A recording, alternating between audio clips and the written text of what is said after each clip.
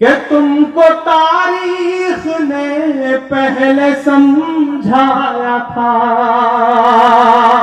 याद रहिएगा, कि तुमको इतिहास ने पहले समझाया था, पर तुम्हारी समझ में नहीं आया था, पर तुम्हारी समझ में नहीं आया था। जैसा बिल्ले के तुम आए हो शाह जी, जैसा बिल्ले के तुम आए हो शाह जी, ऐसा बिल तो अबू जहल भी लाया था। तुमको इतिहास ने पहले समझाया था, पर तुम्हारी समझ में नहीं आया था। जैसा बिल्ले के आए हो तुम शाह जी, ऐसा बिल तो अबू जहल भी लाया था। ना इधर जाएंगे ना उधर जाएंगे, ना इधर जाएंगे ना उधर जाएंगे, बन के खुशबू फजा में बिखर जाएंगे। ज्यादा कुछ नहीं, हिम्मत तो कर ही सकते हैं, ज्यादा कुछ नहीं, हिम्मत तो कर ही सकते हैं। एक अच्छे काम की नीयत तो कर ही सकते हैं, एक अच्छे काम की नीयत तो कर ही सकते हैं। खुदा के हाथ से लिखा मुकद्दर अपनी जगह, मुकद्दरों को कोसने वालों, खुदा के हाथ से लिखा मुकद्दर अपनी जगह, हम उसके बंदे हैं, मेहनत तो कर ही सकते हैं। मेहनत, दिल्ली में सुबह से मूसलाधार बारिश हो रही थी, ऐसे में किसान तंबू तान के खड़ा है। तब मैं एक बहुत छोटी सी नज्म आपको सुनाता हूं उन किसानों की तरफ से, क्योंकि कोल्हापुर भी किसानों का शहर मैं मानता हूं, ये शहर किसानों का शहर है। तो मैं उन किसानों की तरफ से जिनके लिए बैरिकेडिंग लगाई गई, जिनके ट्रैक्टर रोकने के लिए सड़क खुदवा दी मोदी जी ने, लेकिन फिर भी वो किसान दिल्ली के बॉर्डर तक पहुंचे। एक बार कोल्हापुर की सरजमीन से भी उन किसानों की हिमायत में और उनको हौसला देने के लिए तालियां बजनी चाहिए, ताकि उन किसानों के जज्बों को सलाम कर सके हम।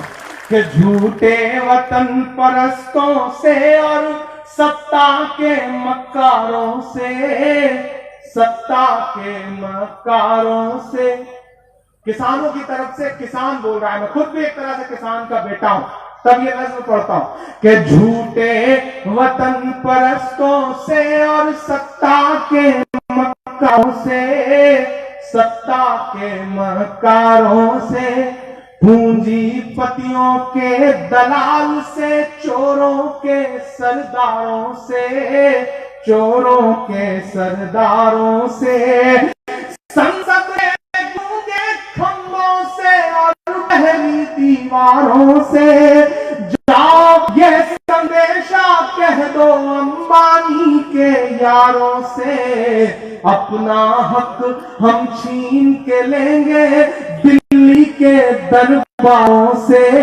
दिल्ली के दरबारों से, अपना हक हम छीन के लेंगे दिल्ली के दरबारों से, दिल्ली के दरबारों से।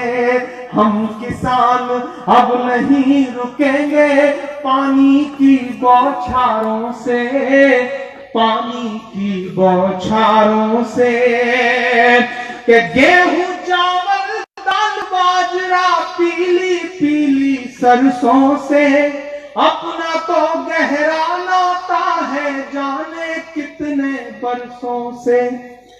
सूखे से भी लड़ते हैं और बारिश से भी लड़ते हैं, हम किसान तो सरकारों की साजिश से भी लड़ते हैं।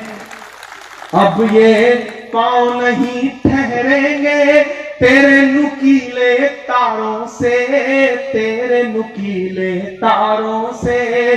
अपना हक हम छीन के लेंगे दिल्ली के दरबारों से, दिल्ली के दरबारों से। और कोल्हापुर वालों, जाते जाते आखिर में बस आपसे ये कह के जा रहा हूं कि दिल्ली में एक सरकार है जो डराना चाहती है, और इसलिए आपने देखा होगा कि बीच में बंटी भाई पे भी हमला हुआ। आजकल संजय राउत जी के पीछे ईडी की नोटिस आ गई है, शिवसेना के एक विधायक को ईडी की नोटिस आई, ईडी लगा दी जाती है, डराया जाता है।